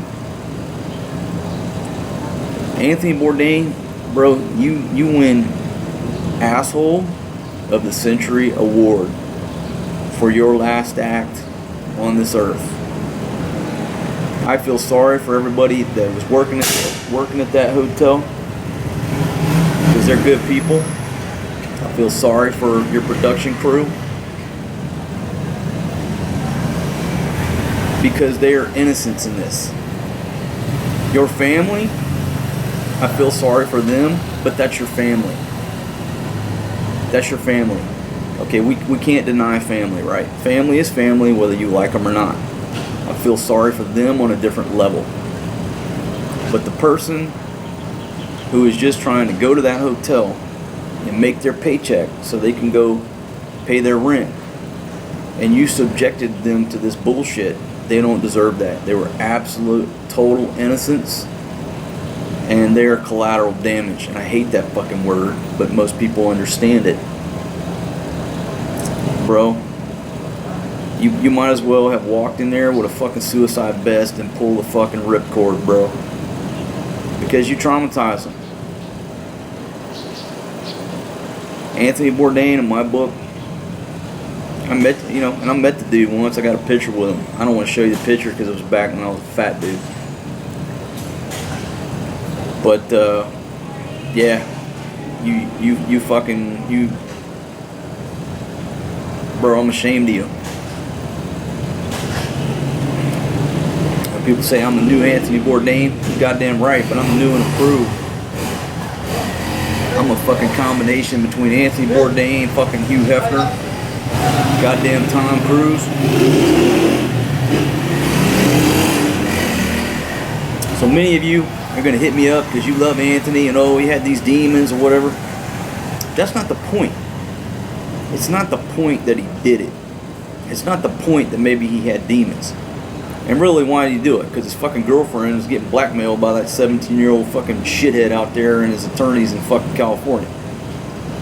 And he was fucking trying to pay the dude off. That's not the point of the story. The point of the story is you whacked yourself, Anthony, and you traumatized a lot of innocent people because of the way, the manner, the time, the place you did it. Even though I love all your shit and you inspired me in many ways throughout the years, that's what I have for you, man. And that's not what people are talking about. Everybody's, the legacy of Anthony Bourdain. If you're thinking about suicide, call this number. CNN's a master of spinning shit, and they had to spin it. Kudos to CNN. They spun it in a positive light. They dictated the narrative. They dictated the narrative that their golden boy is a fucking asshole. So I'm going to move forward. So you say, okay, Mark, well, if you're not mad at him for killing himself, you're only mad at him in the manner that he did it. That's pretty much right. So, if I were going to kill myself, this is what I would do. Okay? And the reason I'm going to throw that out there is because it goes together with the cooling off period I talked about before. So if I were going to whack myself, I would not want to leave the same collateral damage behind as that asshole Anthony Bourdain did. I don't want to victimize people. Why would I want to fucking do that? That's horrible. So here's what I would have to do. The first thing I would do is get my affairs in order. I would get my affairs in order with a will, a fucking detailed explanation as to why I'm doing what I'm doing, written. I might even do a video on it. Do a video for my own eulogy. I would give away all my prized possessions, liquidate, as much debt as I can, to get everything together where I don't leave people with a fucking mess. Alright? And that would take a long time. And if you look at it like that, and have that guilt that you don't want to be an Anthony Bourdain, it's going to take time. And that time is also going to act as a cooling down period. And so if you start trying to implement this plan and not be an Anthony Bourdain, synonymous with the word asshole, at some point you're going to abandon the plan because time is going to heal you. You see how fucking genius this is? I'm a fucking genius. Therefore, you're gonna abandon the plan. But I would get all my shit in order, and that's gonna take me a long time to do that. The average American's got all kind of debt. You got to get a new will. You got to fucking get rid of all your knickknacks and the fucking good china. At some point, you'll be like, "This is stupid. I'm not killing myself. Fuck that." But say you did get all your affairs in order, right? So you're bound and determined. I'm gonna fucking end it. You get all your shit in order. You got your paperwork, your documents. You've hired a lawyer to execute your will. You're ready to do the deed, motherfuckers. Let's rock. Next thing you need to do is go to the cemetery and buy a fucking plot. You need to buy your final resting place. That's gonna be, $5,000-$10,000 these days. Buy that shit. You go to the funeral home. I want you to pick out a fucking coffin. That's another $5,000. prepay the funeral expenses. You don't got to tell them that you're going to whack yourself. You just, you're just getting things in order. You tell them you got cancer or something. You got 5 years to live. You're just trying to get your shit in order. This takes money, time, and when you're in there trying to talk to this motherfucker about why you're doing this, you're going to realize the ridiculousness of what you're trying to do. And you're going to abandon your fucking plan of whacking yourself. You see the fucking genius in this? If you try to ensure that you go out without being a Bourdain, an asshole, all of these steps are going to throw up roadblocks, yet give you the opportunity to bail out of this bullshit and live. But say you do that. Say you square everything away with the funeral home. Now you got everything set, right? So to avoid traumatizing anybody, what I would do is I would drive out to the fucking cemetery after hours, like 12 at night. There's nobody there. I would go out to my fucking little grave site, and I would fucking, kick back with a fucking beer, and I would call 911. You call 911 because, look, firemen, paramedics, EMTs, the cops, investigators, 911 dispatchers, they're used to dealing with fucking death and crazy people every day. This is what they do. You call up and you say, yes, this is my name, this is my date of birth, this is my social security number. I'm at this cemetery. Okay, I'm about to whack myself. There's nothing you can do to stop me. I've planned this for a long time. Please send first responders. Thank you very much. Boom. That's it. Okay? Police, fire, EMS gonna show up. There's your fucking dead ass laying right there on your final resting place, which is kind of poetic. They're gonna call out, CID, the investigators, and the fucking crime scene. Take some pictures, scrape your ass up. You left a note in your vehicle. They're gonna tow your fucking vehicle and notify your next of kin. You've already paid the fucking funeral home. You've already got everything set up. That's the least trauma if you follow that route to traumatizing other people. And I left one thing out, leave a detailed note for your family, or leave a video for your family explaining your actions. If you found out you had terminal cancer and you didn't want them to know, explain it to them.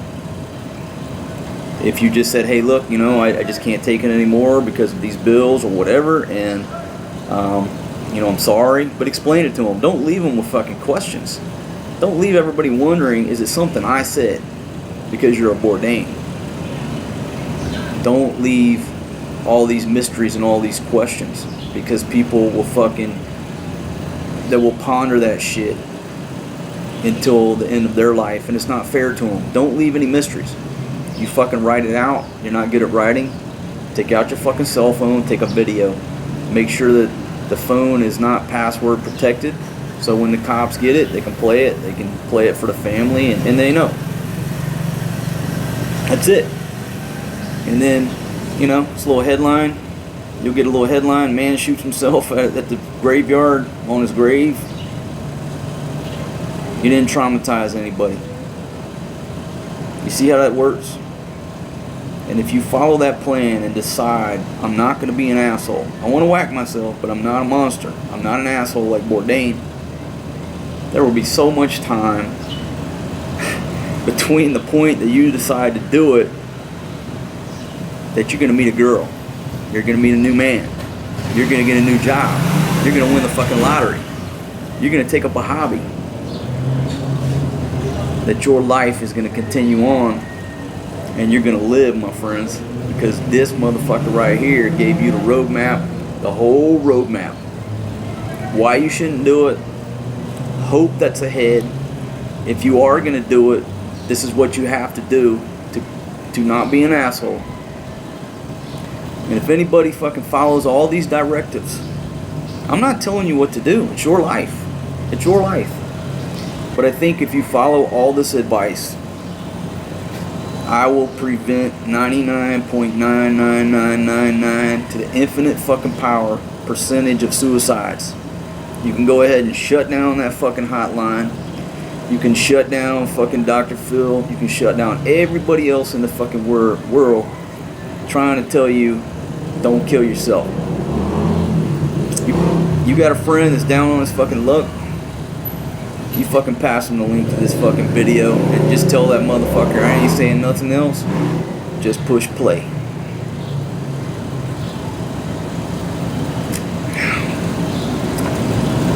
So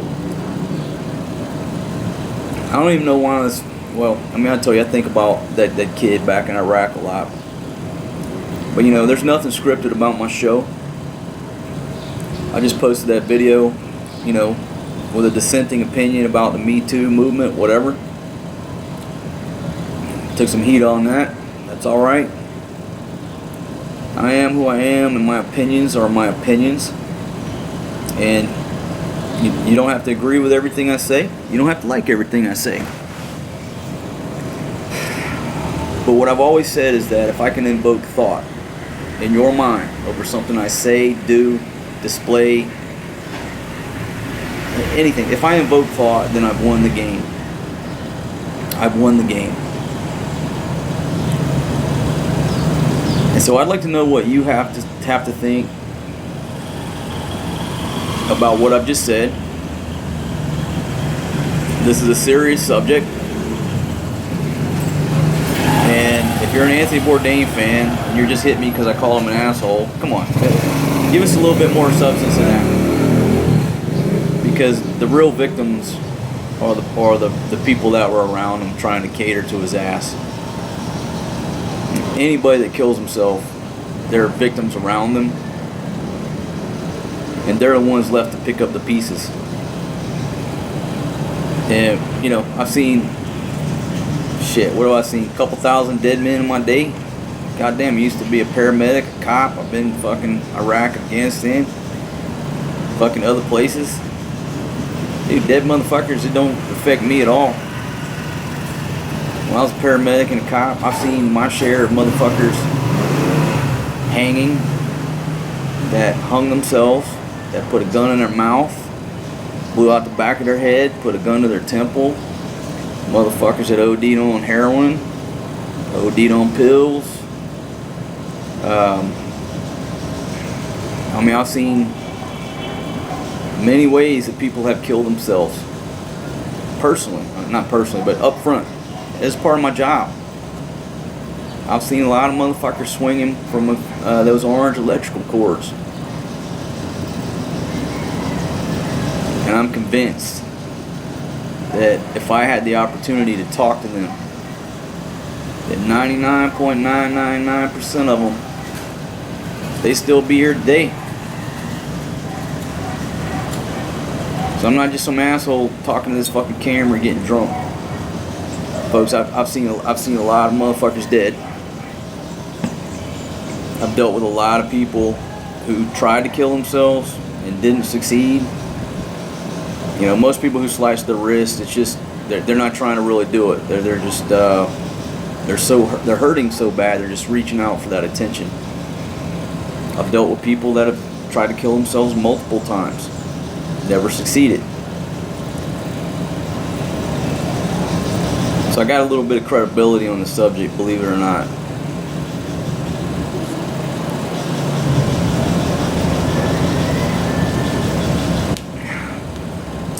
But if you're thinking about committing suicide after this video, talk to somebody. Talk to a friend, a family member, a coworker. Go to church. Whatever comforts you. But if you don't talk to somebody and you ball it up inside, next thing you know, you get the gun out of the dresser, getting that fucking extension cord. But talk to somebody, and if all this shit doesn't work, even though I think it's bullshit, I will put that fucking hotline down in the description below. And maybe they can help you. Maybe they can. So I'll put it down there just in case. And that's my message to you folks. Life is too precious and it's too short to kill yourself over any fucking reason. Live until you die. That's it.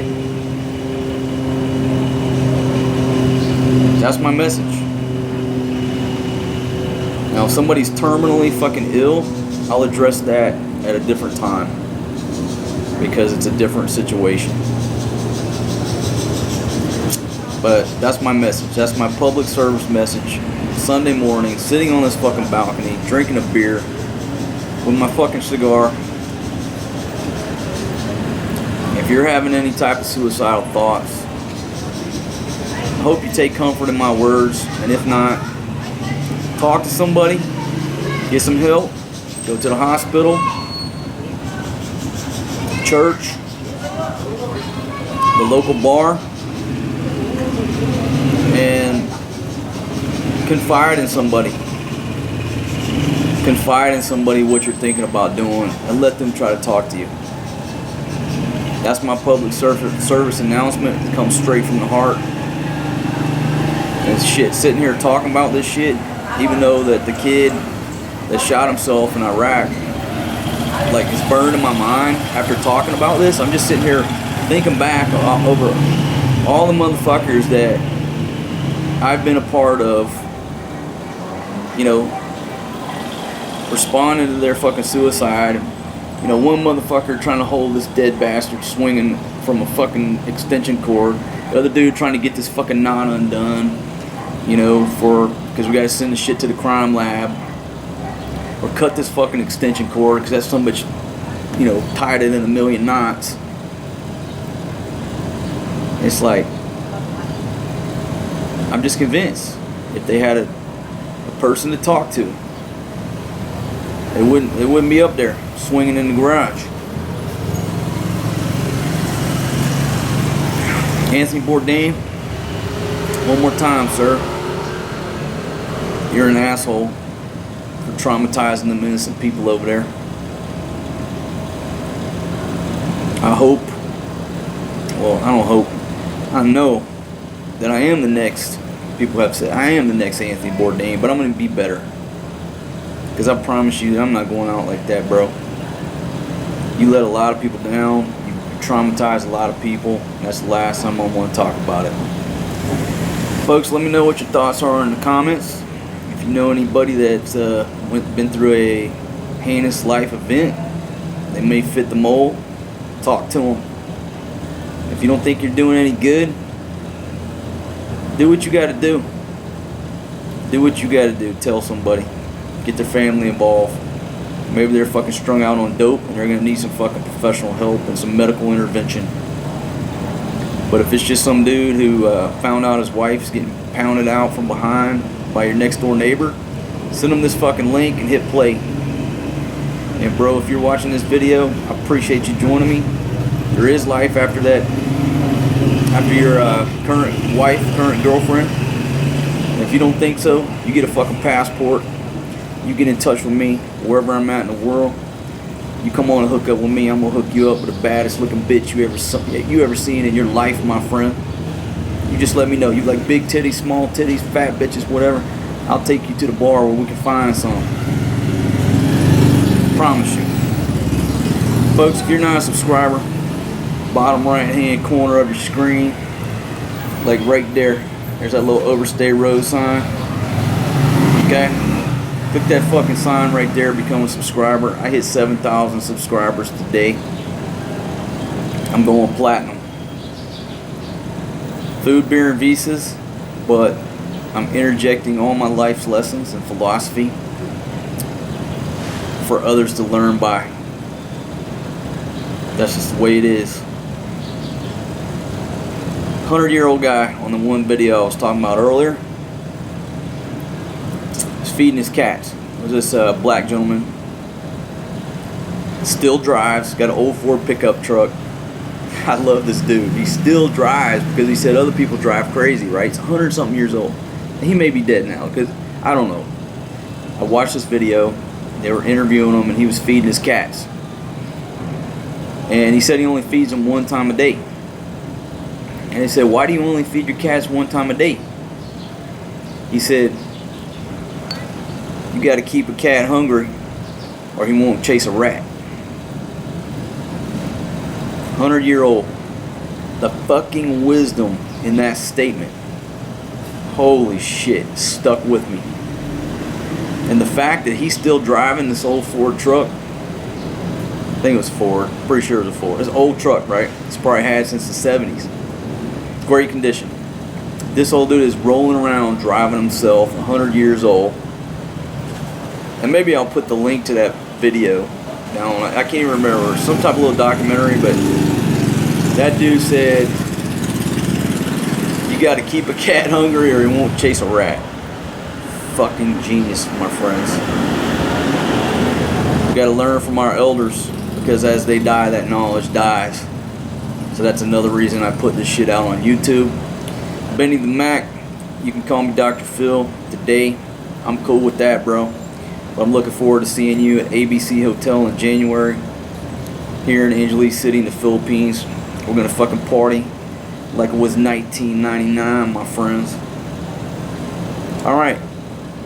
Now folks, if I decide to air this video as a premiere to see what the live stream comments are, and I may do it because it's that important to me. The ultimate thing in my life